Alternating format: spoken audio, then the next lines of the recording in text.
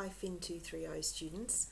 This video is to just walk you through the Interact site to show you through your subject outline, to introduce you to your modules where all your learning materials are, to point out some key dates and to just basically give you the parameters of what stuff is available to you and where it is on the site.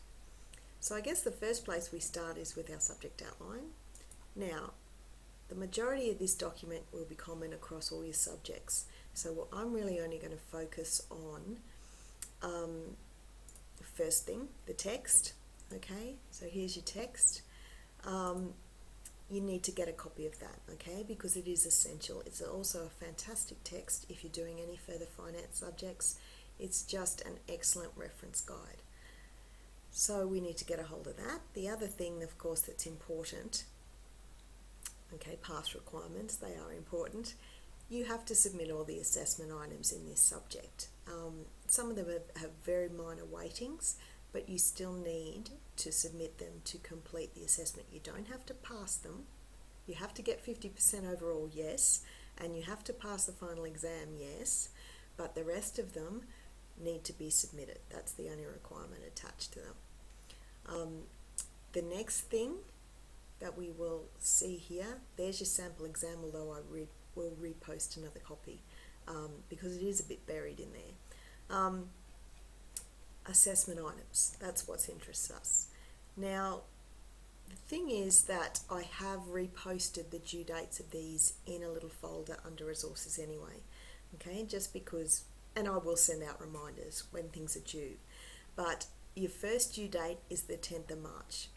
Okay, and I'll come to that in a little minute. Here under that are all your assessment items. Okay, so what you've got to do is under task, and this year the university has moved towards making marking criteria available before assessment. So every subject that you will study will have a marking criteria, okay, which basically defines each of the levels of achievement, so that you know the standards that you're going to be assessed against. I used these last session and it was fantastic. Students really appreciated it. It was great to mark against because it really makes you think about what you want to see from the students before they hand something in. So I'm a big fan. I will talk about these separately before each assessment, okay, and make another video much like this one. I'm just showing you around at the moment. So then we move on to assessment 2, okay, the due date's up here, the task is down here, so that's fairly straightforward. The other probably important part of your study guide is just showing you an overview, okay, so your schedule, when you're supposed to be doing what topic when, okay. Now all of my notes are just, everything's in the module, please go and have a look there. Okay, but this just gives you an idea to print these dates out and stick it up somewhere so you know round about what you're supposed to be doing when. So that's the subject outline. Much more interesting, I think, the modules, so I'm clicking there now. Okay, so here we can see, and I'll go into view mode. I'm in view mode. So here we can see each of those topics, okay, so this is the module, okay, and the topics beneath them. So if we pop into one, corporate debt markets, we'll see that there's some learning objectives at the start. Here are your required readings, okay, so this is the text, the Viney book is the text.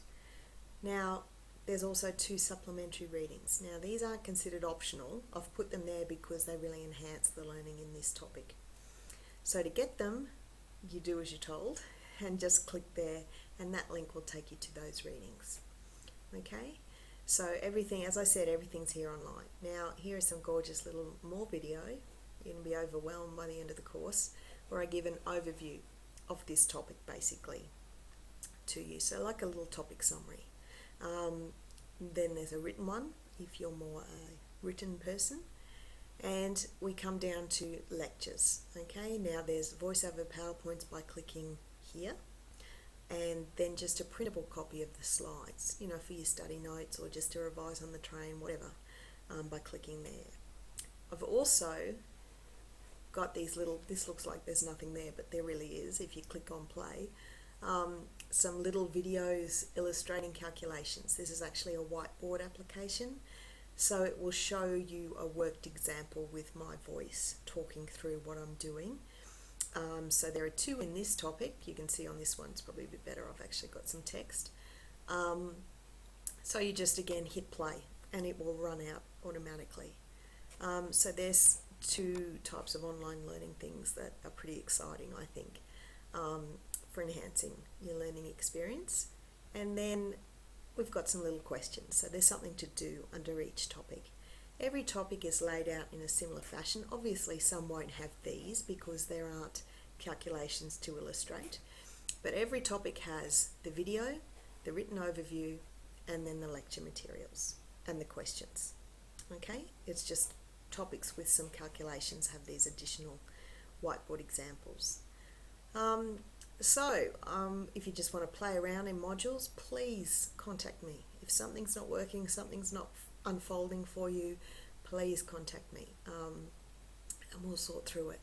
But basically that's the structure of your materials. Okay, everything is in those modules that you need, as I said, except the text.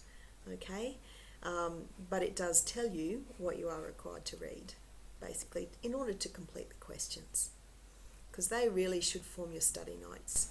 Okay, these review questions, they're a great guide to an overview of the topic. So if you prepare your notes around those, you should have a really good handle on what you are expected and need to know from the topic.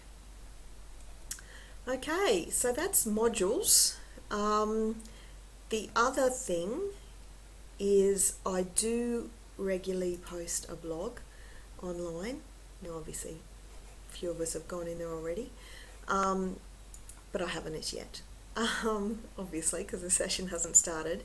But once the session starts, I tend to like to pick out a topic in finance that might sort of mesh with what we may be studying that week. Now sometimes that's easier said than done, or I might pick out a high profile topic and write a blog about that.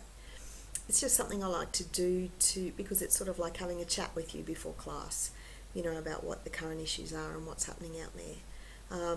So I found that it's really valuable for me to do it because it really does highlight the linkages between the subject content and the real world, and I hope that the students get some benefit out of it too.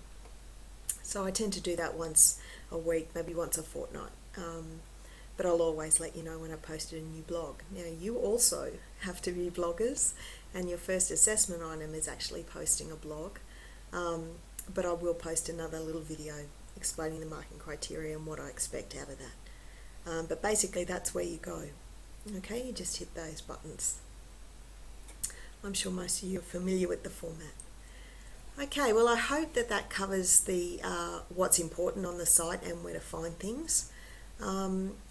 Please contact me if I've left something out that you need to know. Okay, thanks guys.